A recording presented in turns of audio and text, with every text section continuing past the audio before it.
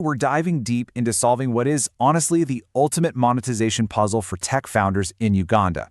If you're building software right now, and specifically artificial intelligence tools, you've probably hit a massive wall when it comes to actually collecting payments.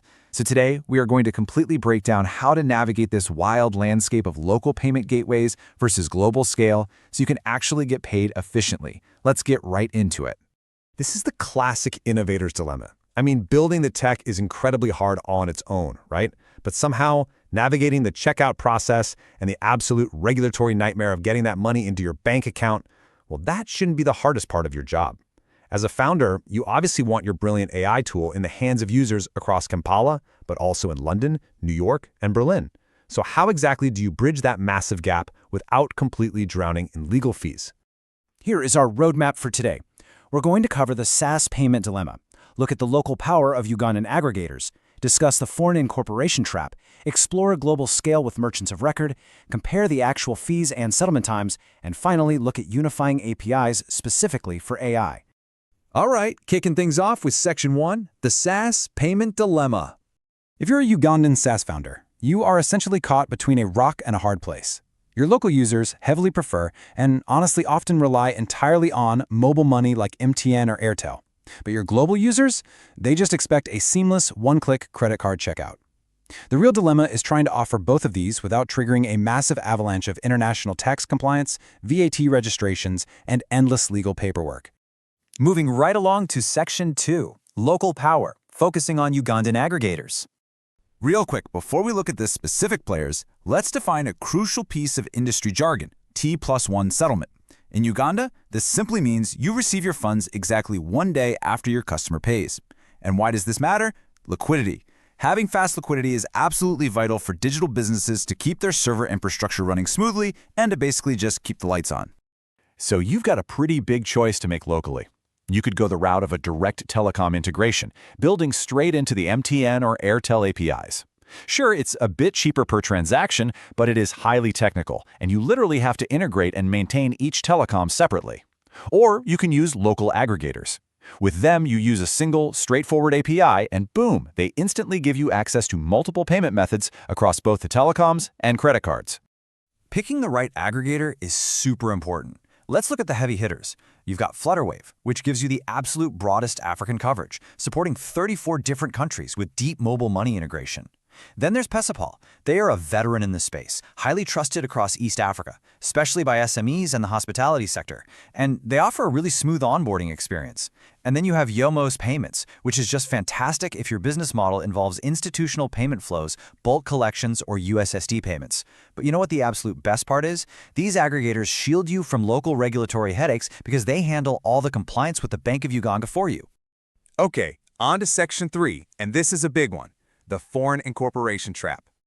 Oh man, if you have ever tried to set up a standard global payment gateway like Stripe from Uganda, you know this pain all too well.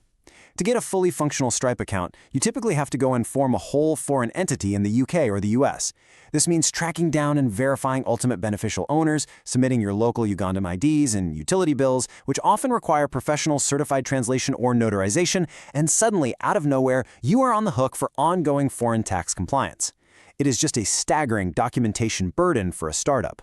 So you basically face a massive fork in the road here. You can take the traditional route using something like Stripe Atlas, which is going to hit you with $500 or more in upfront setup fees, plus all the ongoing foreign entity maintenance costs.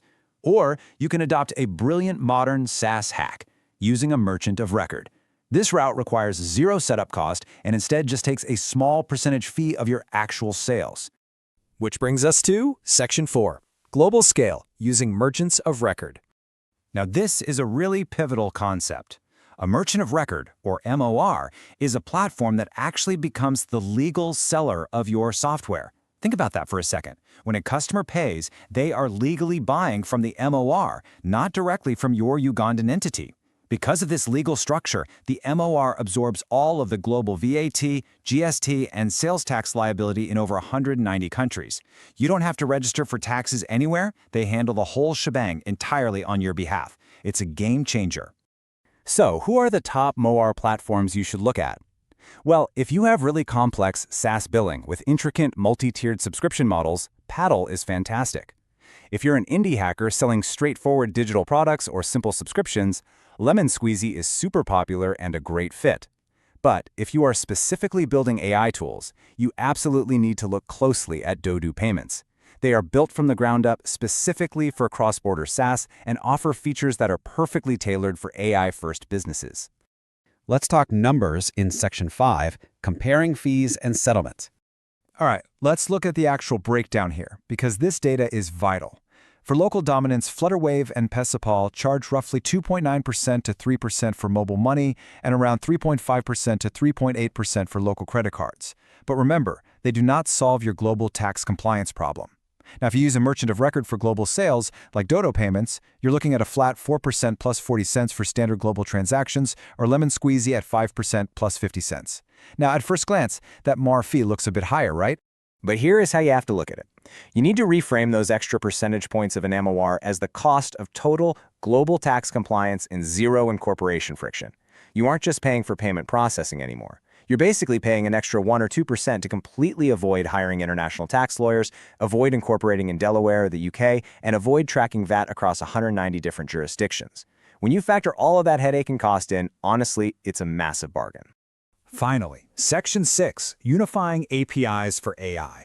If you are building AI, you know that you aren't always just charging a simple, flat monthly fee. Very often, you're charging based on token consumption or compute time, which can get complicated. So, first, you connect a unified API using something like D Gateway or Dodo Payments. Second, your application dynamically tracks the specific user interactions, like exactly how many API calls they make to your AI model. And third, you trigger automated usage-based billing straight through the marketplace. This unified API seamlessly links your user's exact consumption directly to their billing. Let's paint a picture to ground this in a realistic scenario. Imagine a customer sitting in a cafe in Berlin, and they decide to buy credits for your brand new AI tool that you built right in Kampala.